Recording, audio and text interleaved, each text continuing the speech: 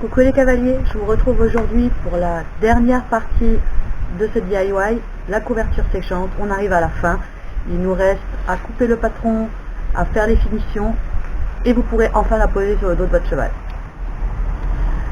Je vous montre en photo ce que ça donne en miniature sur Calypso. Et donc pour arriver à ça, il va nous falloir quelques petites mesures. Donc si vous avez votre cheval à portée de la main, c'est bien. Si vous êtes comme moi, vous avez des gens à l'écurie qui peuvent vous prendre ces mesures. Si jamais vous ne pouvez pas avoir accès à votre cheval, c'est bien aussi. Sinon, il faudra faire ça après le confinement. Ou alors braver le confinement pour aller voir votre cheval et prendre des mesures, ce que je vous déconseille fortement. Et donc voici la liste des mesures dont vous allez avoir besoin. Alors les mesures qu'il vous faut, la pointe garrot, pointe de queue. Ensuite, la pointe du garrot au centre du poitrail.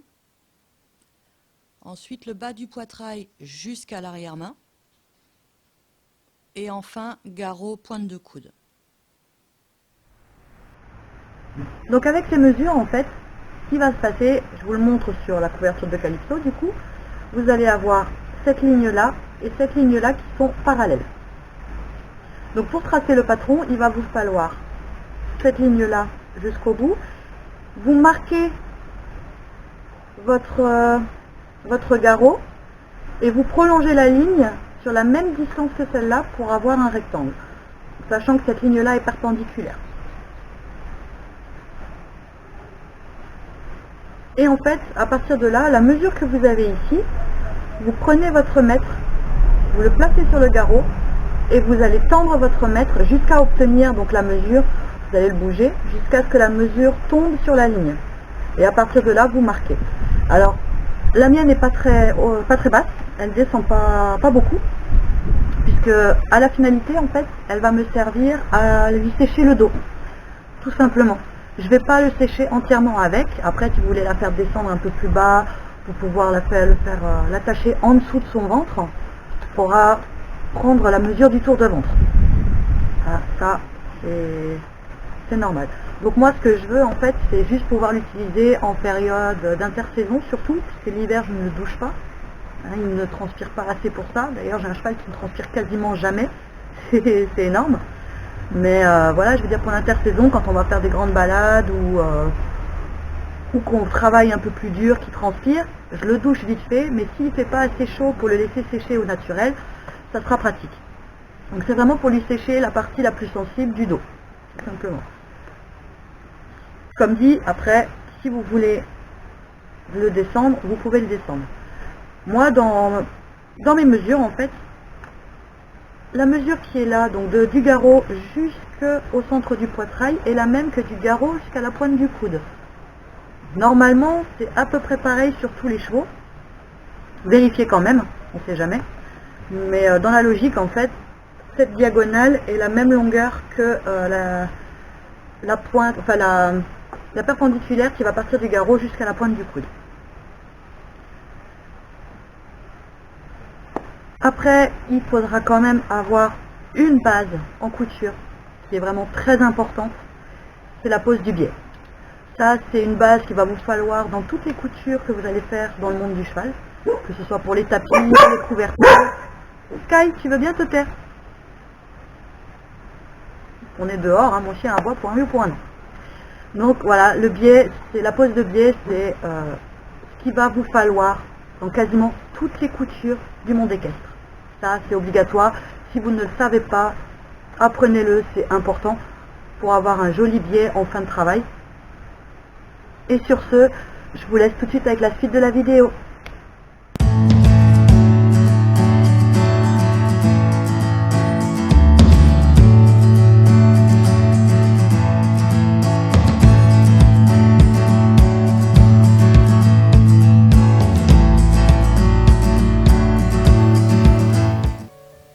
Ok, donc on va commencer par reporter nos mesures et tracer les lignes de coupe.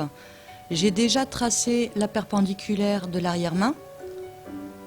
Moi, j'ai pas besoin de couper en hauteur puisque mon tissu fait pile poil la mesure dont j'ai besoin. et je répercute en bas la mesure du poitrail à la pointe de fesse.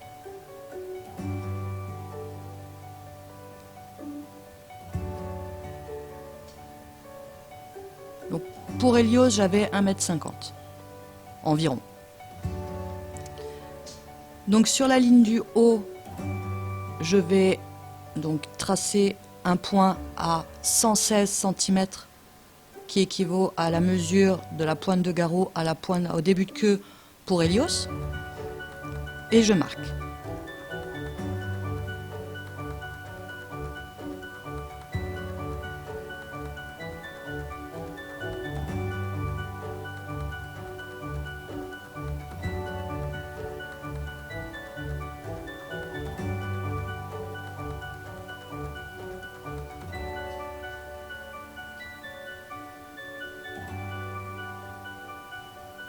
Là, je vais tracer la perpendiculaire par rapport à la mesure de 1,50 m pour pouvoir avoir le petit retour où il y aura donc la tache de la couverture. Là, je trace le trait jusqu'en haut, c'est pas une obligation, puisqu'on a pu le voir sur la couverture de Calypso. La partie du bas, elle est vraiment toute petite. Après, dépend en fait aussi du poitrail de votre cheval. Et donc, comme je vous ai expliqué tout à l'heure, avec le mètre ruban, je vais prendre la mesure qu'il me faut, donc le garrot au poitrail, pour pouvoir déterminer la petite partie en bas. Donc je prends les 70 cm, je les pose sur mon point, à l'emplacement de mon garrot, et donc je vais déplacer mon mètre ruban jusqu'à tomber sur la ligne. Et je trace.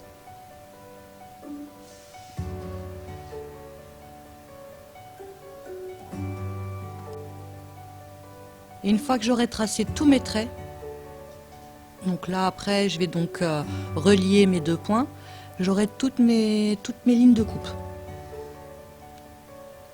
De là, j'épingle le long des coutures puisque j'ai plié mon tissu en deux, forcément. Je vais tout épingler pour pas que ça bouge pendant la coupe. Et après, on coupe.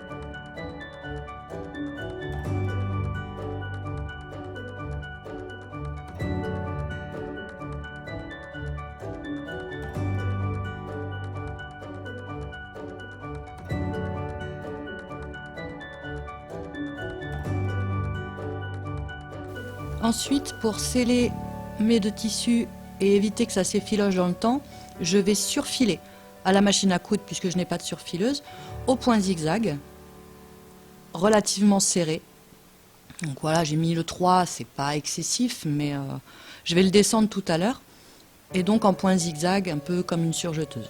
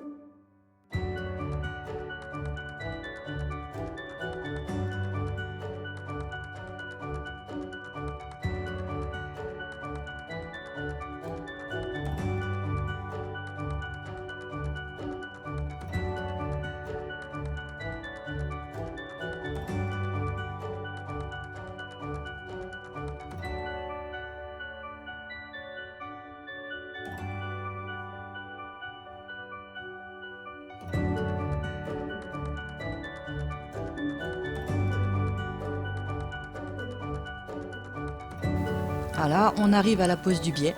Donc j'ai déjà commencé. Je vais épingler mon biais ouvert tout le long du bord de mon tissu, tout le tour de ma pièce. Et donc bien marquer les angles, ce genre de choses. Donc je vous invite à vous renseigner sur le sujet de la pose de biais parce que moi non plus je suis pas une professionnelle, je galère quand même pas mal. J'ai quelques petites techniques qui font que je m'en sors à peu près correctement et que j'arrive à avoir un biais à peu près bien posé. Mais je suis pas une professionnelle du biais non plus, hein, mais au moins les bases. Donc je commence par l'intérieur pour justement avoir une jolie couture à l'extérieur.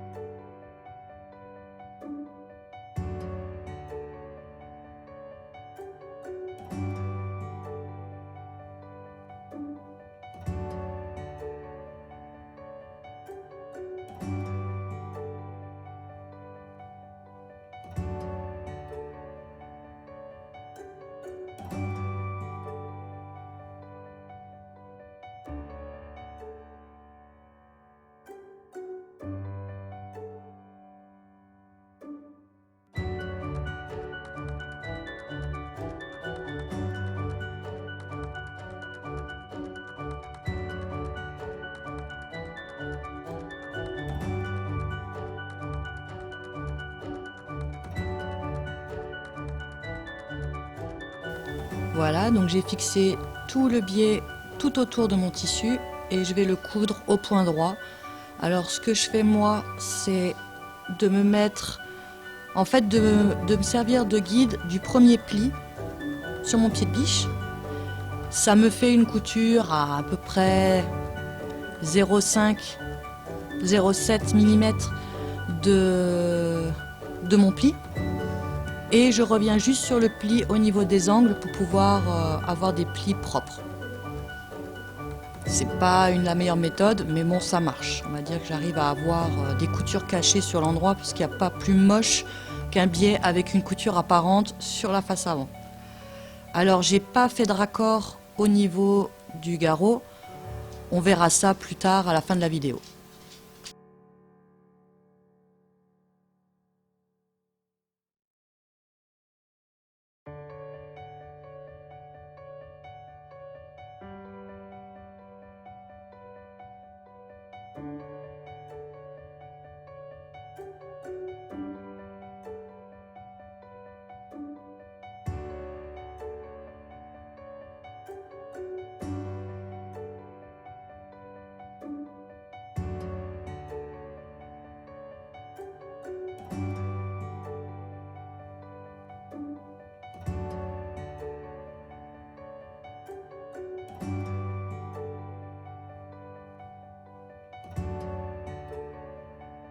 Ça y est, on arrive au bout. Alors là, j'ai fait un tissu un peu fluffy avec une petite couche de ouate que je vais poser comme le biais au niveau du garrot pour éviter les frottements.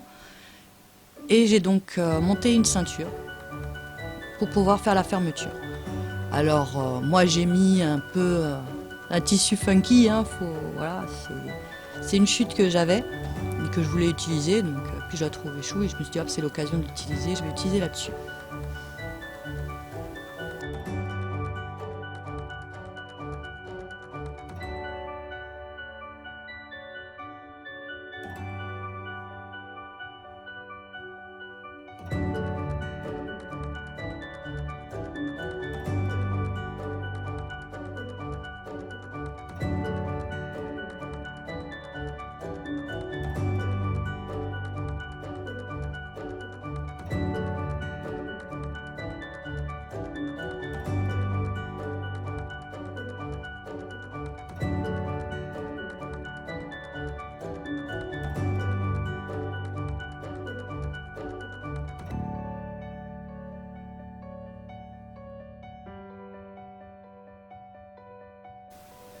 Donc là, je vais poser le montant de ceinture. Il n'y a pas beaucoup d'espace, donc voilà, je le mets un peu... Enfin, je l'aligne sur le biais du bas, à environ 1 cm au-dessus du biais. Je fais une première pliure d'un côté et je vais glisser l'autre côté dans la pliure. Pour faire un retour, je vais le poser, l'épingler et coudre un carré au niveau de la tâche.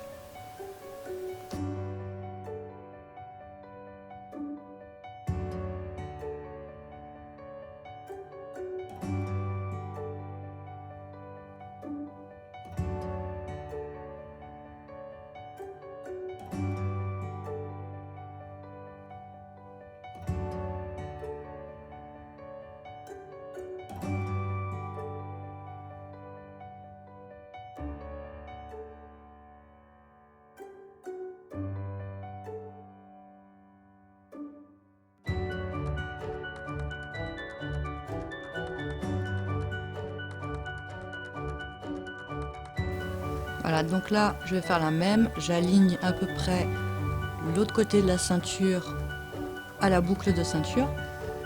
Mais là, je vais faire un retour un peu plus grand. Question que voilà, ce soit un peu plus pris dans une couture. Puis bon, j'ai de la marge. J'ai fait une ceinture vachement longue. Donc j'ai quand même pas mal de marge. Voilà, je fais un retour de bien 5-6 cm. Je vais l'épingler et coudre un carré sur tout le retour.